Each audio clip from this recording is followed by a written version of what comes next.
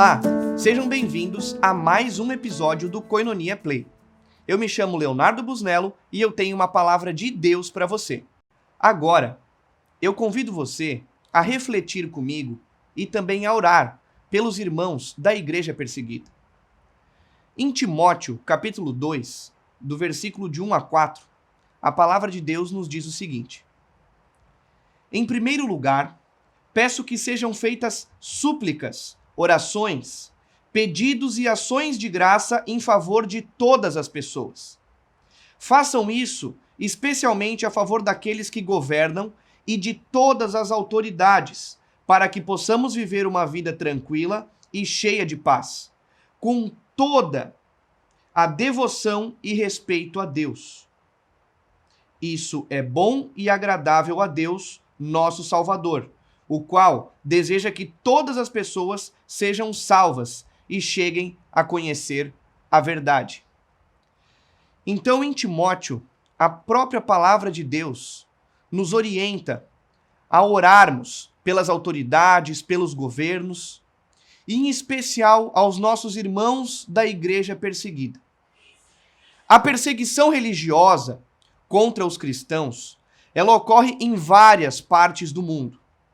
A perseguição religiosa ela pode assumir diferentes formas, incluindo a discriminação, a violência física, a restrição legal e social e o assédio. Entre a lista dos países com maior índice de perseguição aos cristãos, eu gostaria de citar aqui alguns países referenciando aspectos que possivelmente levam esses países a ter a perseguição aos cristãos. O primeiro deles, e em primeiro lugar ao índice de perseguição, está a Coreia do Norte. A Coreia é frequentemente classificada um país mais perigoso para os cristãos, pois o governo totalitário do país, ele restringe severamente a prática religiosa e pune aqueles que aderem ao cristianismo. Então o próprio governo estabelece medidas de contenção contra o evangelho, contra os cristãos. Em segundo lugar, o Afeganistão, pois após a tomada do Talibã em 2021, os cristãos enfrentam uma perseguição grave, incluindo nesse caso ameaças à vida. Em terceiro, a Somália. A presença cristã é quase inexistente na Somália. E os poucos cristãos que existem enfrentam perseguição constante. Na sequência, a Arábia Saudita, que tem leis rigorosas que proíbem a prática pública de qualquer religião que não seja o islamismo. Na Síria e o Iraque, com o surgimento do Estado Islâmico, ISIS, na região, levou a uma perseguição brutal contra os cristãos e outras minorias religiosas também, seguindo de Nigéria, China e Índia. Então, eu paro para refletir, porque muitas vezes eu tenho a percepção particular minha que quando nós oramos pelos nossos irmãos da igreja perseguida, muitas vezes nós cumprimos com um protocolo de orar, porque muitas vezes é a logística, né, do nosso culto, da nossa reunião, mas eu te convido realmente a refletir o que é estar em local de perseguição cristã, o que é estar em um local onde a sua liberdade é vetada, ou o que é estar em um local onde você pode ser punido por praticar a sua fé. Será mesmo que você teria a mesma coragem de dizer que serve a um Deus vivo nesses países? Será mesmo que nós teríamos a coragem de continuar anunciando o evangelho? Ou será que nós aqui, com a liberdade que temos, estamos deixando de anunciar o evangelho de Cristo? Com toda a liberdade que temos para leitura, liberdade de expressão, liberdade de cultuar, liberdade de louvar. Então eu te convido a refletir acerca do nosso posicionamento como cristãos em um país que, a princípio, comparado com esses países, praticamente não persegue os cristãos. Como que está sendo o nosso exemplo, como que está sendo a nossa prática de leitura, como que está sendo as nossas reuniões, a nossa comunhão, que não é proibida. E também, se estivéssemos nestes países onde a perseguição é altamente severa, como que seria o nosso comportamento? Nesse momento, então, eu te convido a fechar os teus olhos, para que nós possamos interceder por estes irmãos que estão sofrendo perseguição, que estão sofrendo violência física, restrições legais e sociais, discriminação, assédio.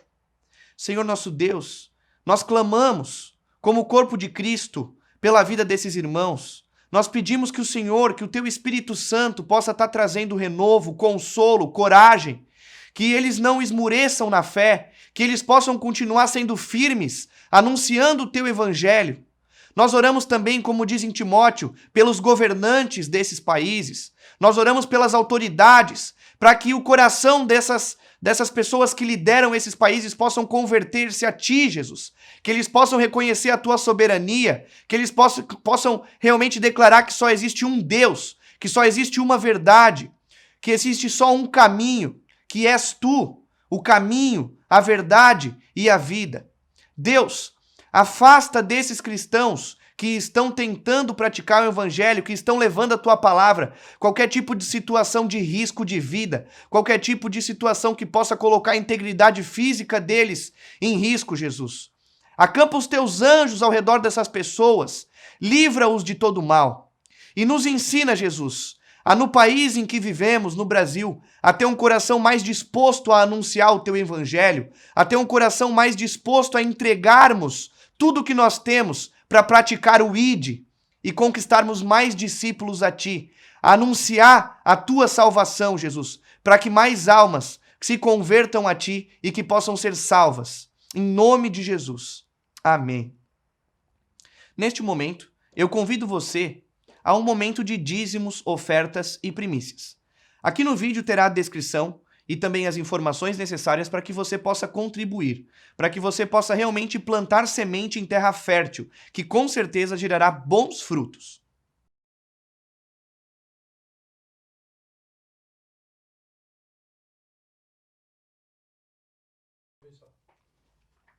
Hoje, eu gostaria de compartilhar com você uma parábola. A parábola da pérola de grande valor.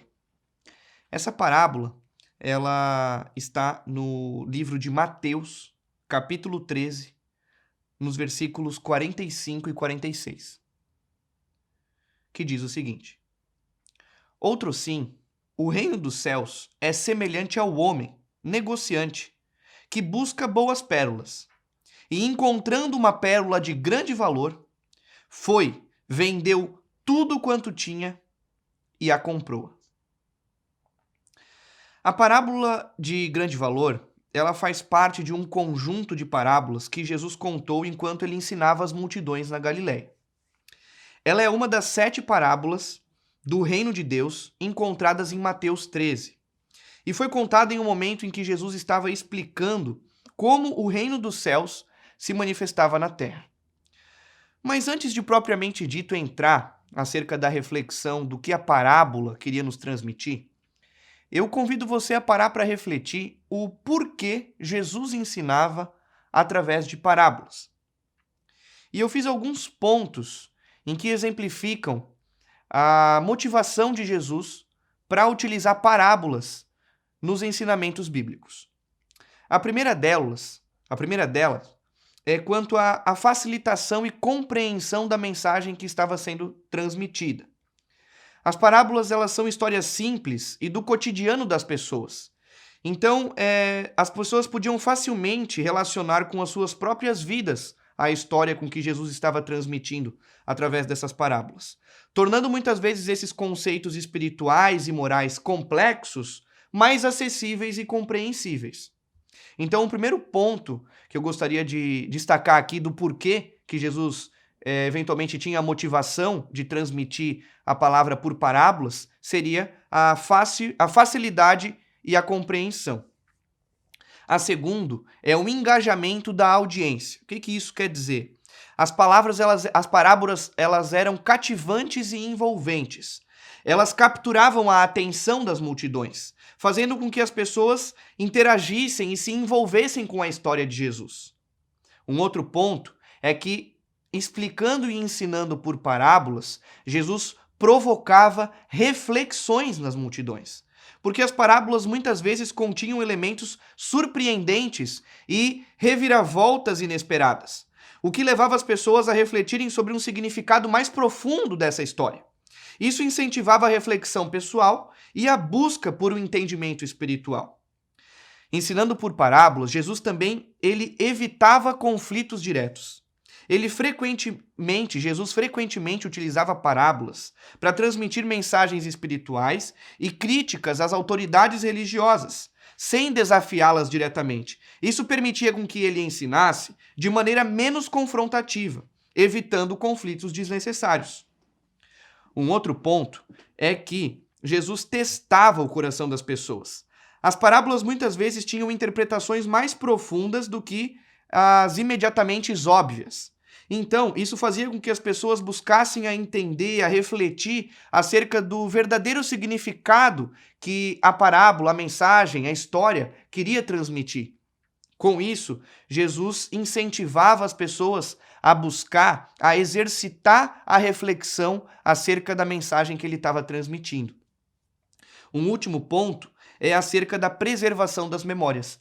Como Jesus ele teve um curto período de tempo conosco aqui na Terra, antes de ele voltar para os céus, eu entendo que a partir do momento em que ele nos ensinava por parábolas, ele deixava a reflexão e a mensagem mais fácil de ser transmitida e ser preservada na memória, porque muitas vezes é muito mais simples nós nos recordarmos da história propriamente dita, com começo, meio e fim, do que de uma mensagem mais complexa e com uma transmissão mais abrangente, mais sólida. Dessa forma, através da história, quando nós transmitimos a mesma história de uma forma mais simples, objetiva, a gente consegue também transmitir a mensagem que essa história quer passar.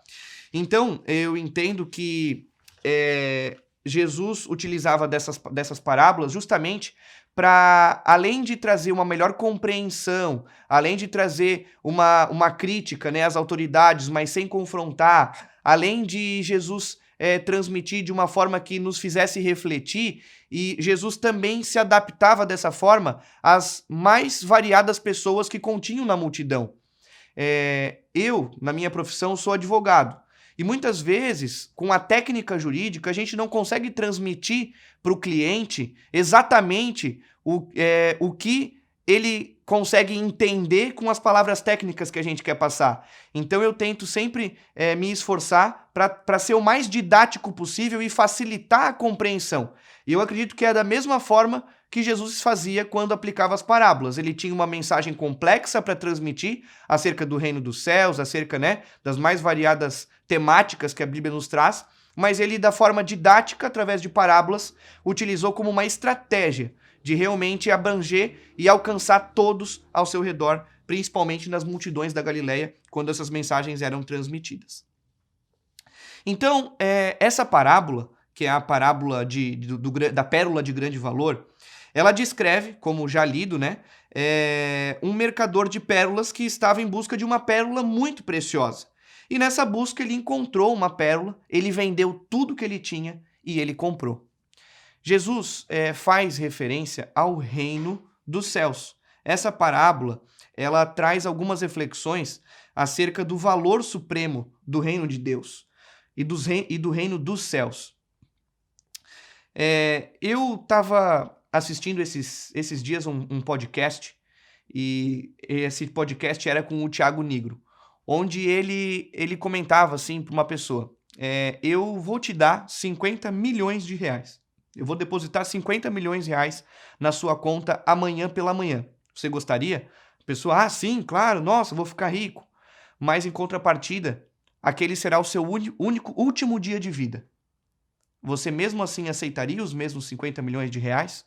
A pessoa automaticamente negava e falava: não, tá louco, eu prefiro ter a minha vida e não ter os 50 milhões de reais. E por que eu fiz essa reflexão, né, contando essa história, talvez até exemplificando de uma fórmula, de uma parábola mais moderna, né, como o podcast ouvido do Thiago Nigro, que refletiu acerca dessa história, dessa problemática? O que eu gostaria de transmitir com vocês?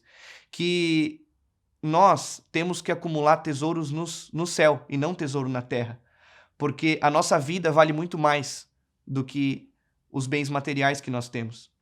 E essa mensagem, ela já está transmitida na palavra de Deus em Mateus, no capítulo 6, no versículo 19, quando Deus diz o seguinte: não ajunteis para vós tesouros na terra, onde a traça e a ferrugem os corroem, e onde os ladrões arrombam e roubam. Mas ajuntai para vós tesouros nos céus, onde nem a traça e nem a ferrugem corrói, e onde os ladrões não arrombam nem roubam. Pois onde estiver o vosso tesouro, aí também estará o vosso coração. Então a nossa vida, ela é muito mais valiosa do que bens materiais, do que dinheiro. E não faz sentido nós vivermos 80, 90, 100 anos aqui nessa terra em comparação com uma eternidade. E essa reflexão acerca do tempo, acerca da idade, ela recentemente foi muito intensa dentro do meu coração com o recente falecimento do meu avô. O meu avô, Manuel Ignácio, ele faleceu no dia 30 de agosto, um dia antes do meu aniversário. Mas ele tinha 99 anos de vida. Então eu entendo que ele viveu o que ele tinha para viver e como ele fez a oração da entrega e reconheceu Jesus como seu Senhor e Salvador, eu acredito que agora ele está juntamente com o Pai. Só que os 99 anos que ele viveu aqui nessa terra, que para nós, com a média, principalmente a média do brasileiro, do IBGE, ela é alta, 99, não é nada comparado com uma eternidade. Então muitas vezes a gente deixa passar o tempo, a gente fica ansioso, a gente fica preocupado com as nossas situações corriqueiras do dia a dia e a gente esquece de realmente dar valor ao que precisa, que é valor ao céu, valor ao reino de Deus, valor ao legado que nós levaremos ao céu e não o que a gente vai acumular aqui nessa terra. E essa parábola, onde esse negociante ele vende tudo o que tem e se entrega totalmente para conseguir atender a compra, alcançar o objetivo de ter aquela pérola, como já dito, ela faz uma reflexão ao reino dos céus, o valor supremo do reino de Deus. A pérola de grande valor representa o reino de Deus. Assim como o mercador estava disposto a abrir mão de tudo o que tinha para possuir essa única pérola, Jesus nos ensina que o reino de Deus é de valor supremo e devemos estar dispostos a abrir mão de tudo para obtê-lo. Nessa mesma passagem, além de nós abrirmos mão de tudo para ter o reino de Deus, nós também temos a questão da renúncia e dedicação. Porque o ato de vender tudo desse negociante, tudo que ele tinha, demonstra uma renúncia e uma dedicação necessária para ele conseguir alcançar o objetivo dele, que era a pérola, ou o nosso objetivo de seguir a Deus. É um lembrete que nós devemos seguir a Cristo com um compromisso total, uma disposição de abandonar o que for necessário para cumprir a boa obra de Deus. Por último, a busca ativa. Se você perceber, o mercador ele não encontrou a pérola de grande valor por acaso. Ele a buscou ativamente. Da mesma forma, Jesus nos lembra que devemos buscar ativamente o reino dos céus. Estar em constante busca em uma relação mais profunda com ele.